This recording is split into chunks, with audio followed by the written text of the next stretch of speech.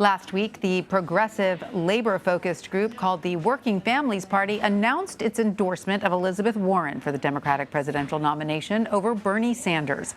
The group endorsed Senator Sanders' last presidential cycle. The Working Families Party says Sanders finished second to Warren in the party's ranked choice endorsement process.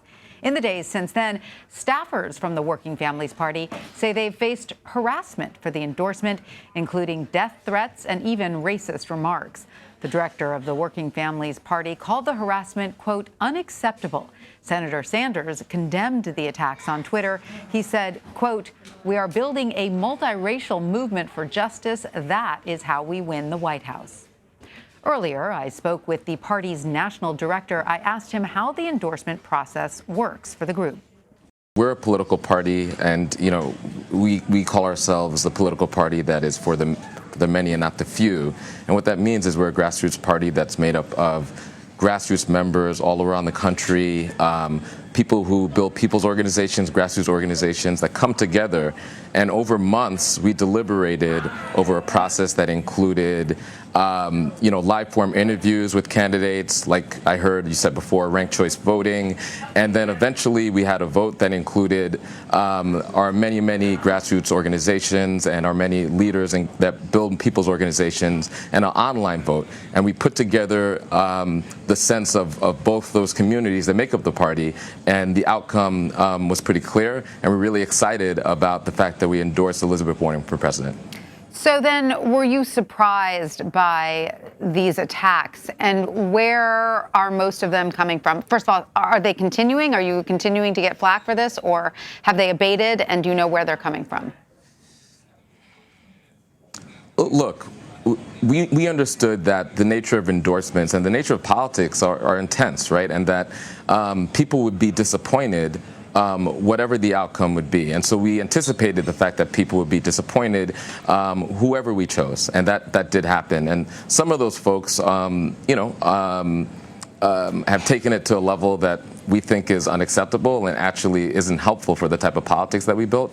In terms of where it's coming from, it could be coming from a lot of places. What we're really excited about is the fact that the Sanders campaign and us were both in solidarity around the fact that these type of attacks, that white supremacist attacks, aren't how you build a multiracial movement, and that's what we're going to need in order to defeat the far right and win in November. Were you surprised that some of these vehement Sanders supporters, though, had this sort of white supremacist argument?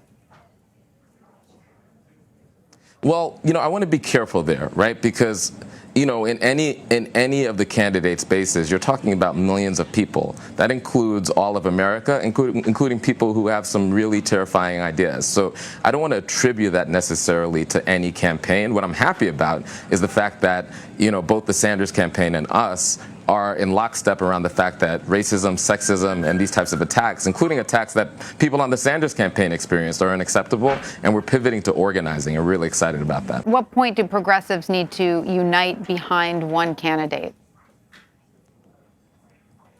Well, we think right now there's two structural change candidates. So even now we're asking progressives to unite around this bold structural change agenda. And we think it's actually good that there's two structural change candidates in the race. Mm-hmm. But following the nomination, progressives are going to have to unite against Donald Trump and going to have to unite with our candidate. And we think it's essential that the progressive community uses this as an opportunity to scrutinize candidates, to engage in rigorous debate, but not to get divided. Right. And I'm curious if you have a litmus test for candidates that you're considering, endorsing when you go through the process.